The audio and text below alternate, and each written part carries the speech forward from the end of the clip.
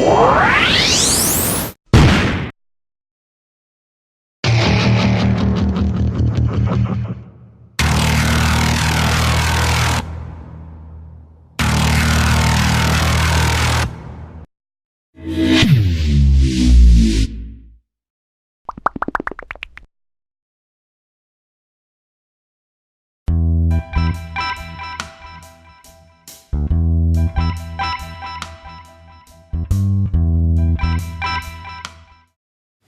วัสดีคณะกรรมการทุกท่านที่เคารพดิฉันนางสาวปิยชัดสุภากับผมนายธนาวัฒน์อินทร์มโลมซึ่งวิดีโอนี้จัดทำขึ้นเพื่อประกอบการนำเสนอปริญญานิพนธ์การสร้างสัญญาณพันธุ์วิทย์โมดูเลชันและในส่วนนี้จะเป็นการอธิบายการติดตั้งบอร์ดเข้ากับชุดอุปกรณ์ก่อนอื่นจะขอแนะนำส่วนต่างๆของอุปกรณ์มีดังนี้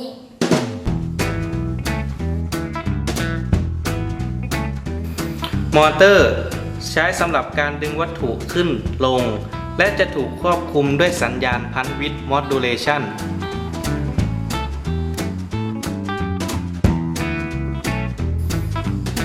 เซ็นเซอร์ตัวบนใช้สำหรับตรวจจับว่ามีวัตถุเลื่อนขึ้นมาหรือไม่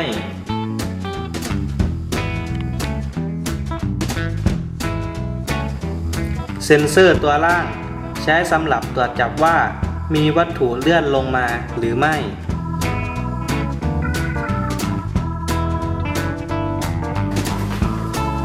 กล่องวัตถุ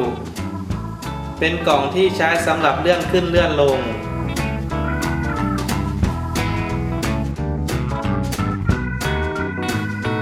บอร์ดสร้างสัญญาณพันธุ์วิทย์โมดูเลชัน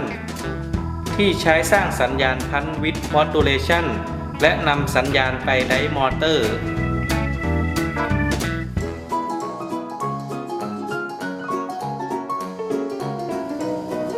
1. ทำการติดตั้งมอเตอร์ 2.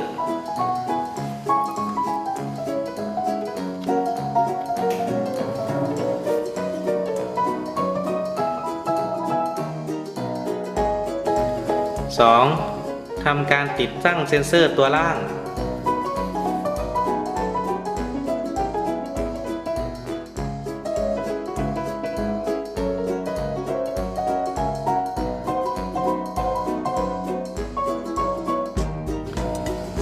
3. ทำการติดตั้งเซ็นเซอร์ตัวบน 4.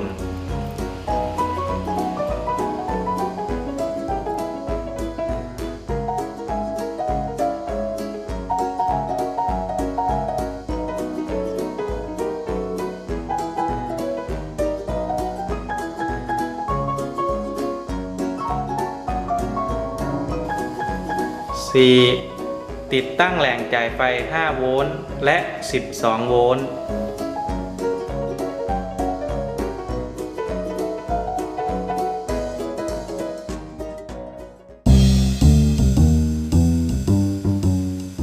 ในส่วนนี้เป็นการสอนการใช้งานบอร์ดสร้างสัญญาณพันธุ์วิทย์โมดูเลชันที่ทำการติดตั้งกับชุดอุปกรณ์เรียบร้อยแล้วซึ่งการใช้งานสามารถแบ่งออกเป็น 2 แบบคือ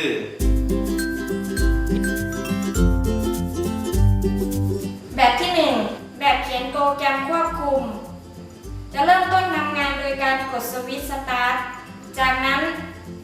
มอเตอร์จะทำการหมุนไปทางซ้ายพร้อมกับสัญญาณพันธุ์ที่เพิ่มขึ้นเรื่อยๆและจะดึงวัตถุขึ้นข้างบนจนกระทั่งขาดเซ็นเซอร์ตัวบนสัญญาณพันธุ์จะค่อยๆลดลงจนกระทั่งมอเตอร์หยุดหมุนจากนั้นมอเตอร์จะหมุนไปทางขวาพร้อมสัญญาณพันธุ์เพิ่มขึ้นเรื่อยๆและจะดึงวัตถุลงข้างล่างจนกระทั่งผ่านเซ็นเซอร์ตัวล่างสัญญาณพันธุ์จะค่อยๆลดลงจนกระทั่งมอเตอร์หยุดหมุน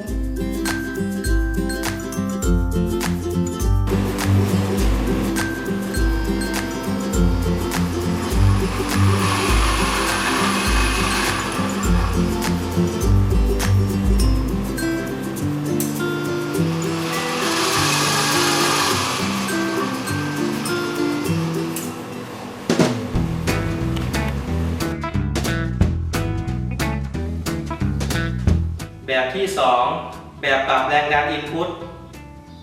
การทำงานจะเริ่มต้นโดยการกดปุ่ม Start จากนั้นผู้ใช้งานจะต้องทำการปรับแรงดัน Input